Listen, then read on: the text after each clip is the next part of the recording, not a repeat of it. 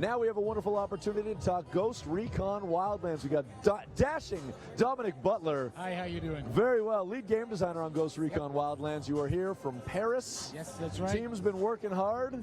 Working very hard. They're continuing to work in Paris. I've got the easy job. I'm just over here talking to you guys. This isn't too shabby, eh? It's not bad. What do you work. What do you think about the E3 experience so far? It's good. It's wild. It's a little surreal with the noise and the lights and the heat, but it's great just to see everybody coming together. Lots of smiling faces. Yeah. And obviously we're excited because people are getting to play the demo for the first time. So I got to play the demo for the first time last night as your demoists were going through the final rounds of training. It was Gabe and I. Gabe will be joining us a little bit later on, but there was a unique experience, and I know it was unique because of the way that your team reacted to it. So basically, you know, and I sort of mentioned this off the top. Expect things, but go on. Yeah. Well, and this is pretty special as well. So, you know, I apologize if you happen to be watching from the start. Thank you, obviously, for staying with us. But I did tell the story a little bit earlier on, and it just goes to speak to the unique experiences that come from Ghost Recon Wildlands. And so what happened was we were with our team leader, and we had split up into 2 squads, and we're trying to retrieve some intel in this camp. Yep. And so I was with the leader, and we were in really good shape, and we were picking off some of the snipers, just trying to make sure that the guys who were on the ground had room to operate. Bit more space. Yeah. Exactly. You know, basic tactics at hand. Whatever happened, I don't know, but I got spotted. Okay. So there was some, you know, some support crews that came in. Sure, the reinforcements. Exactly, reinforcements that were coming in, and all of a sudden a helicopter rolls in. Okay, yeah. Then and that was, I mean, that was some problematic stuff, and they had some sort of turret gun on the helicopter, and they mowed me down pretty quickly. I was done. Yeah. Thankfully, our team lead brought me back up, revived me, new lease on life, all is well. Ready to go. I managed to retrieve the intel, so I get a little bit of more positive stock with my team. Good work. And then we go to extract. Okay. And that bastard of a helicopter's back. I'm jumping on the back of a truck. Sure. My team, quality support, they shoot down the pilot in the helicopter. Okay. But while we're about to take off, that helicopter crashes onto my head, killing me. Oh. And the team was like, whoa, what do we do with that? And I was just like, what? I don't know what to do. Well, see, that's the thing. When we're making a game like this, a game that's systemic, that's just massive and dangerous, we do get things like that happening on the floor. And there are it's not all the time, but there are moments when we kind of look at each other and go, "Is that a bug? Do we bug that or no? It's a feature. Awesome. It's a feature. Yeah. It's great. I do want to get some stories from you. I mean, we're going to get the chance to dive into this. We've got a nice community segment with a couple of your star players coming on, and we'll get to dig in a lot of fan questions as well. But fantastic. I'm curious from your perspective. I mean, you are in the nuts and bolts of everything. Right. As a lead game designer, you're involved in obviously all the systems and how everything comes together. So I want to know if you can share any sort of tidbits or like nuggets from the development process where, you know, these things have sort of surfaced and you're like, what was that? Where did that come from? Sure. I guess that's a good question because we have that many different systems. We've got like big macro systems that are going on, and then these little ones that are open there for the player. Lots of opportunities to do different things. I guess, kind of put me on the spot. I think one of the examples was when we very early on in the process, we got our vehicles working because the world is just so big, right? It's this huge action adventure open world. And so we got the vehicles working so that as devs, we could start traveling through the world, right? But in parallel, we got our items and tools working. So we had C4 and mines, and the team just had a ton of fun going like, well, what if I how many C4s can I put on this helicopter? And then if I jump out, and at the right time, we make it go boom. It's kind of this like falling ball of death, and and obviously it worked, and it's one of those like we think it'll work, but we're not sure, and then we try it, and when it does, it's glorious. It is beautiful. I'm told that we can look at that 360 camera right there. So let's just do a little hi. How are you? I don't know where that feed goes, but thumbs up. I can't see that much with the light. So I'm kind of waving into the It is pretty bright. Yeah, it goes right to the brain. And I want to talk to you about, because obviously the open world itself, Bolivia is huge, and it's huge. I think it's beautiful. It is beautiful as well, and you guys are saying it is the biggest action adventure open world that Ubisoft has ever done. Yeah, absolutely. What does that mean? Well, it's all there in that statement. Bolivia is an absolutely incredible place. In real life, we sent teams out there to explore it, to see it ourselves. We didn't just want to bring the guidebook, the tourist version of it. We sent the teams there to meet with local people and understand what makes Bolivia tick. And we maintain that relationship over time, and we've been able to bring a lot of that Bolivia to life. But what's really important is not the numbers so much, or saying, oh, it's the biggest, because it's just more and more, but it's really the different ecosystems, right? So like real Bolivia, it's kind of crazy, people don't believe it if they haven't seen it already, but in Bolivia you've got all these really wildly different ecosystems. You've got like swamps and really like lowlands, and they're kind of dangerous, and rivers that become very muddy. You've got highlands, you've got deserts, you've got salts, big huge salt deserts where lakes have dried up. You've got the death road, you've got snow peaks. My point of all of this is we've been able to bring these to life in the game, not just as a difference as you're traveling across this open world, so you see it evolve, you see it change, but really importantly, and it was the key part, we knew we were onto something good, was that it's like there's a different gameplay, right? At its core, Ghost Recon Wildlands, a tactical shooter. So we want to bring that tactical experience, not just from the AI, but also the environment is challenging you all the time, because you just can't play the same way in the snowy peaks as you will in a flat desert, in the jungle. You have to mix it up, right? So that's something that was really exciting. Yeah, and I mean, getting around that open world is obviously, I mean, it's part of the joy. Yep, I don't know, I mean, we've seen motorcycles, we've seen some trucks, we've seen helicopters. Sure. What, are you talking about any of the other vehicles and ways to get around? Without going in like massive detail right now, we've got like more than, I think it's 60 different vehicle types. We've got a range of civilian vehicles, army vehicles. We've got boats, bikes, buggies, planes, helicopters, trucks, armored trucks, military vehicles, tractors and farming vehicles and mining vehicles, and the stuff that you would expect to find in a world like this, right? It's not just built for the camp, it's for the world. And the cool thing is you get to play with all of it. You get to use whatever you found in whatever way you want. There's no restrictions. You play the way you want. And I'm curious how the different like ecosystems play into the various kind of tactics that you want, that one might take. How does that change the experience? So what it is the game is based around a freedom of choice, right? So what we want to make sure is that the players always have the option to achieve their objectives their way. We give them an overall goal.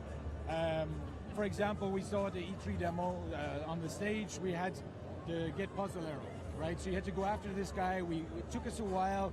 We jumped to a point where we know he's somewhere in this camp. We have to go get him.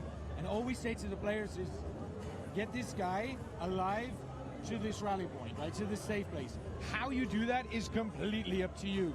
So the environment is going to challenge you. We've got time of day. We've got traffic systems and world systems and all sorts of things running in parallel.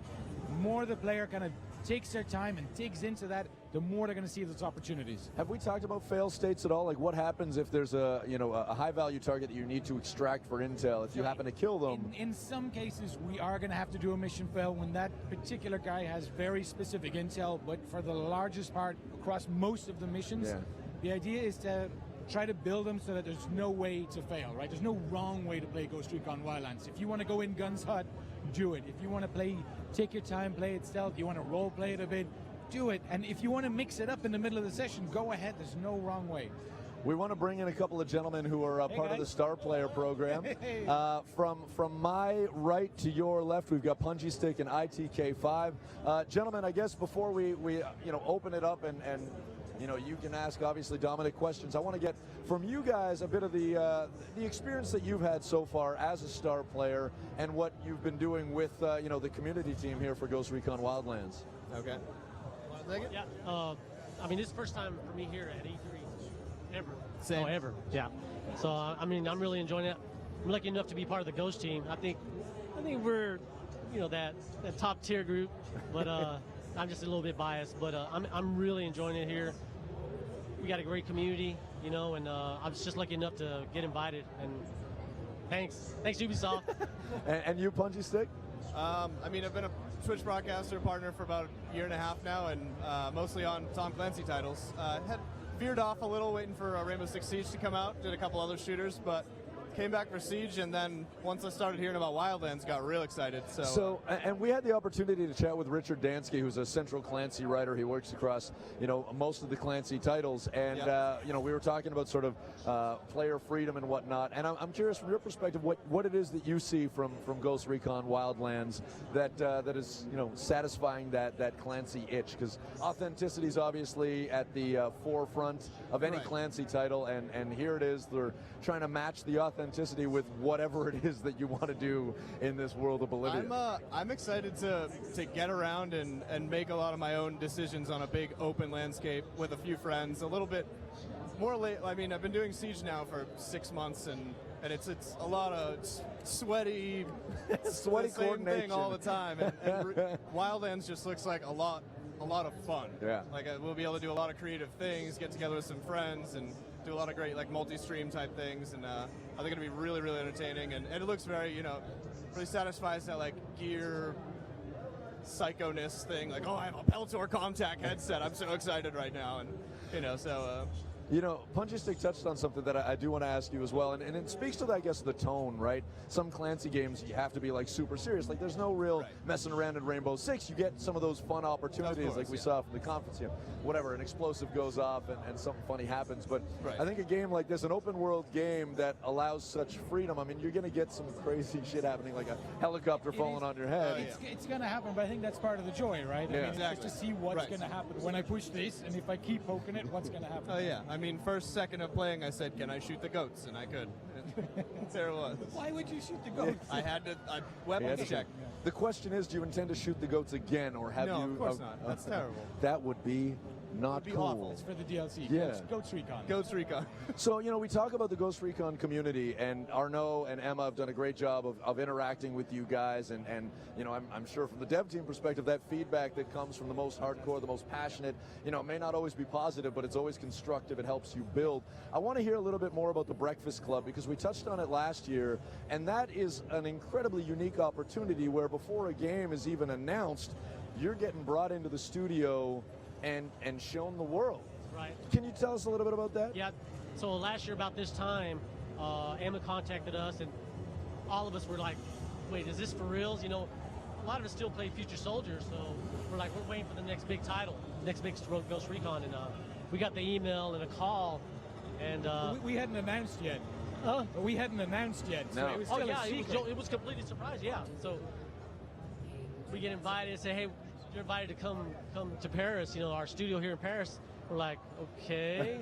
And we were guessing, we were hoping that it was, because it's Ghost Recon guys that got invited. And so we got invited, and we played the build we got to play was on point. I mean, the AI was so smart.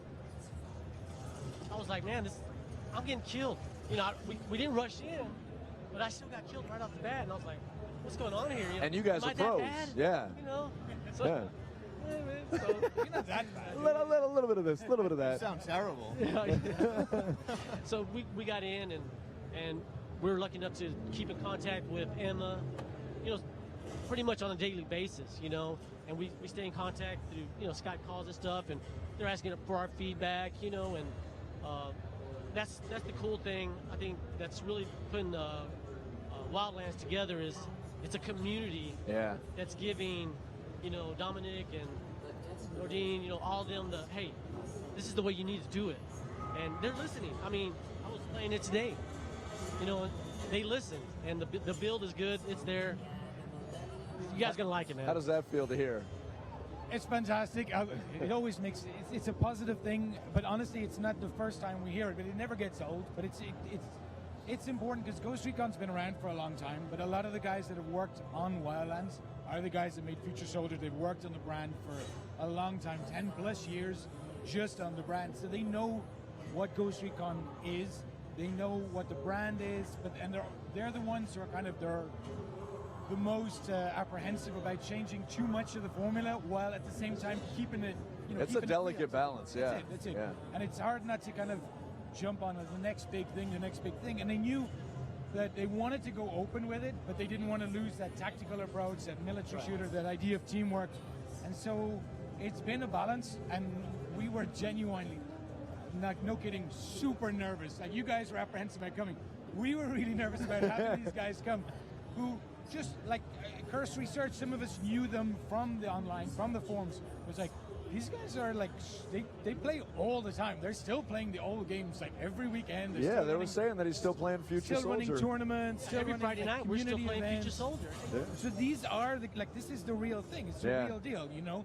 And so these guys are coming in and they put their hands on it, and that was like just tons and tons of feedback. And some of it was like, yes, that's absolutely the way we're going, and other stuff we hadn't thought about. But the core bit was, it feels like Ghost Recon. Yeah. You know, and that was like, okay, validation. This is right. Yeah. We know we're doing something that they want to play, that we want to make, you know. And that was really important to us. That's crucial. I quickly want to give a plug to the masterclass tonight, which is the special ops night. Yes. Clancy, you got Ghost Recon Wildlands, you got Rainbow Six Siege, and of course you've got the Division as well. Gentlemen, I know that you guys have some questions that you want to share with Dominic as well. Certainly so, yeah, let's throw them his way. Oh, it's on paper. You know, and, serious. and this is from the community. You know, I mean, from the forums, to Facebook posts, Twitter announcements. You know, just the French, every forum you can think of, and we kind of try to cover all of that. I mean, that's the whole Breakfast Club. That's how it works. You know, we're different, come from different communities, but we all come together to try to help you guys create the best game that we can do. I have no idea what the Breakfast Club is, so I'm just going to smile. Well, quickly, I mean, we touched on it a little bit earlier. The Breakfast Club was a group of incredibly hardcore Ghost Recon fans that they brought to the studio right before the reveal last year. And actually, you guys had some of your names in the trailer. I've been playing Ghost Recon since the first, but are still playing it like Yeah. sessions, running live streams, running community. I got you. events. Okay. All right, so let's see what you got. So we got, this is from the Ghost Recon forum on ghostrecon.com. But so they're asking, will you be able to customize your character, male or female, or both? You know what I'm saying? So, good question. Absolutely.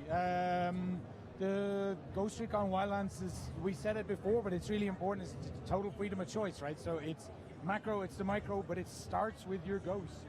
You're gonna, from the get-go, be able to customize your gender, your race, the gear you're wearing, your loadout, and as you develop in the game, get better weapons, tools, access to just fun toys.